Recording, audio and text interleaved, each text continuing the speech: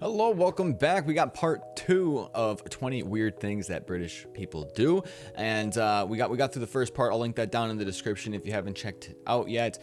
Some very interesting things, to say the least. Some things that we have in common with the states here over in America.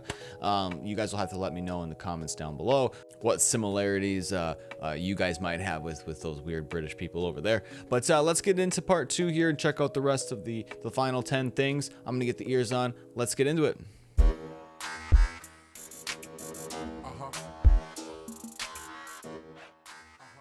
Number 11, one of our most popular TV shows is a TV show of people watching TV shows. It's called Gogglebox. I imagine this concept has arrived in other countries now. They basically film families watching the TV highlights, and then they compile their witty remarks, and then we watch them. It's a very good program. It's very meta. Huh? It's kind of like a reaction channel. Dog poo in Facebook groups. Okay, in the UK, What? and I imagine in lots of places in the world, we have Facebook groups for our local communities. So I'm in quite a few of the surrounding villages and towns.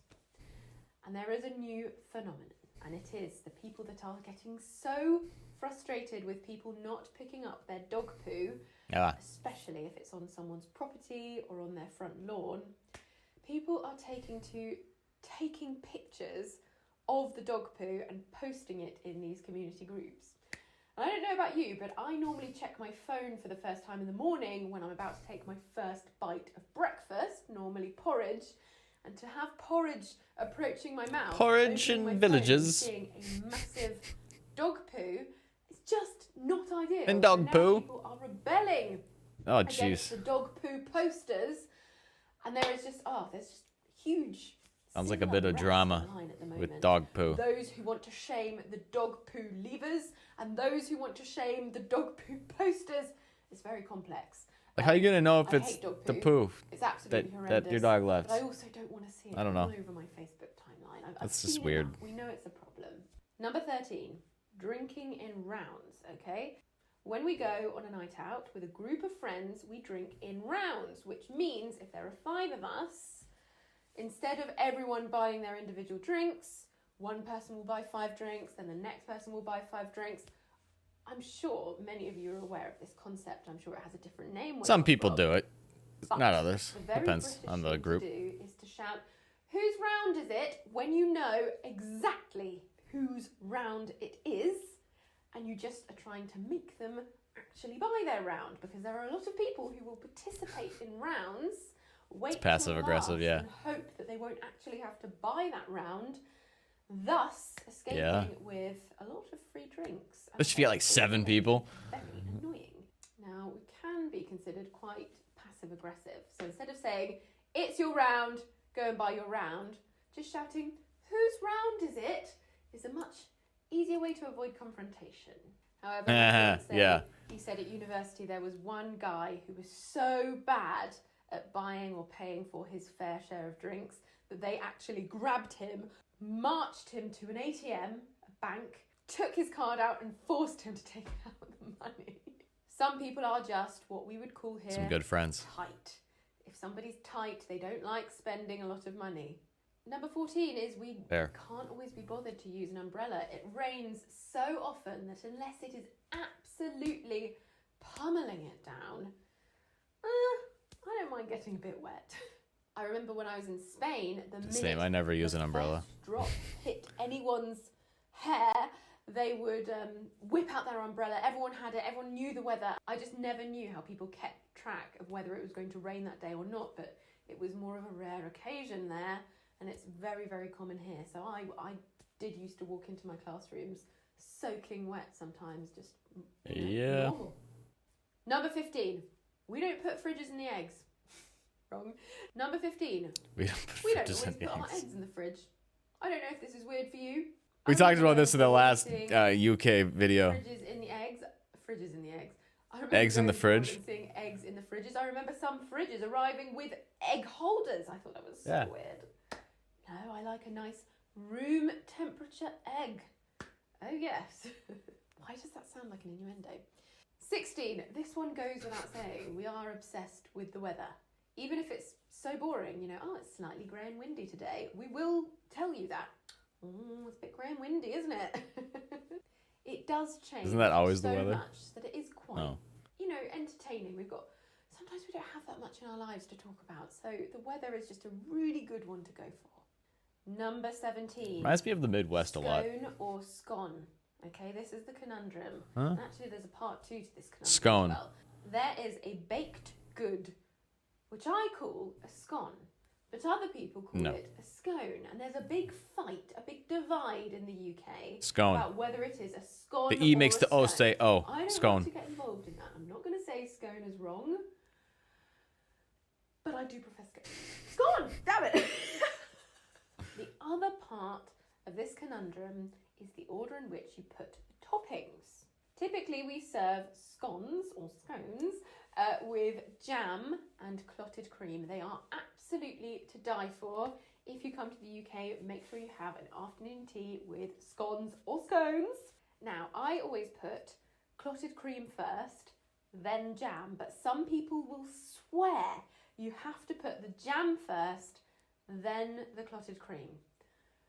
I'm not going to tell you which is right. What's clotted cream? Is that like whipped cream? But I think logistically, cream first, then jam. Number 18, we are terrible at ending conversations. Sounds a lot like the Honestly, Midwest. This is the most annoying thing ever. There is a huge culprit of this, and it is my fiancé Will. Typically, when we want to end a conversation, we will say, right, and kind of, I need to be heading off, or I must get a move on, or I need to get going. But for some reason, some people really struggle with this. And when you have two people that struggle with ending conversations coming together, well, you could just go on for eternity. It's really, really troubling. Yep. Happens all the time in the Midwest. Did you hear that? Yes. Come and say hello. Admit to your problem. This is Will. Don't worry about his face. You know your problem. You're almost perfect. Was it ending conversations? It was ending conversations. Yeah, it's a tricky one. It's fine if you're talking to someone who can end the conversation, but it's when you are with another person that also finds ending conversations difficult. Well, it's nice to get out, isn't it? Yeah, It's a lockdown tough year problem. for everyone. Leave to it. All right, I'm almost done. Cool. Number 19, we really overuse the word sorry. This was further solidified in my mind. This last sounds night. exactly like where I grew up. And We there did was the same scene thing. Where Mark Darcy or Colin Firth and Sorry for Hugh Grant everything. were fighting, and they were knocking over things on people's tables in a restaurant, and they were still apologising. We just can't help it. I find myself apologising for apologising too much. Number 20, the final weird thing Last but not that least. we do, is consume a lot of pre-made sandwiches. It's a bit of a random one. But Okay. there is something very exciting about going on a short car journey and stopping off for lunch. And lunch will be a pre-made sandwich in a box. There's a lot of You them. can get them from petrol stations, or you can get them from supermarkets. I know Tesco does something called a meal deal, where for a certain amount of money, you get a sandwich, a snack and a drink, and people absolutely love it, and they try to get the most value from that meal deal. They say you can tell a lot about a person from what they choose for their meal deal. But I've travelled to a couple of countries, and I've never seen the sheer amount of options for pre-made Yeah, that's a lot of sandwiches options. that we have in the UK. It's crazy. Every flavour, every filling, so creative as well. Prawn is my favourite. Prawn mayonnaise. Prawn, wow. Absolutely love it. The Christmas range. We get is in sandwiches full like swing at these the for our moment. fishing trips, but we have turkey and there's not that stuffing sandwiches. selection. Awesome. I saw a duck l'orange sandwich the other day. I wouldn't say it's something I recommend. Actually, if you want to have a British experience when you come over to the UK, go to a petrol station, buy a sandwich, then you will feel like a Brit. Right. On that Okay. note, Great. that's the end of today's lesson. All right, very cool stuff. I might have to check out more of her videos. She seems like she's got a really cool channel. Honestly, it's really funny how many of these things are exactly like the Midwest. Or like I grew up in Minnesota, and we do the same things. We have a hard time ending conversations, passive aggressive, always saying sorry. It's just talking about the weather. It's insane how similar the Midwest and the UK seem to be in some of their quirks. Pigs in a blanket, we got those too. So, but very cool stuff. Let me know in the comments down below what weird things are in your country. I'm kind of interested to see what weird things all you guys are up to around the world. But I hope you guys are having a fantastic day. If you like this video, smash that like button and the subscribe button. I'm gonna get out of here. Peace, love. I'll see you later. Cheers.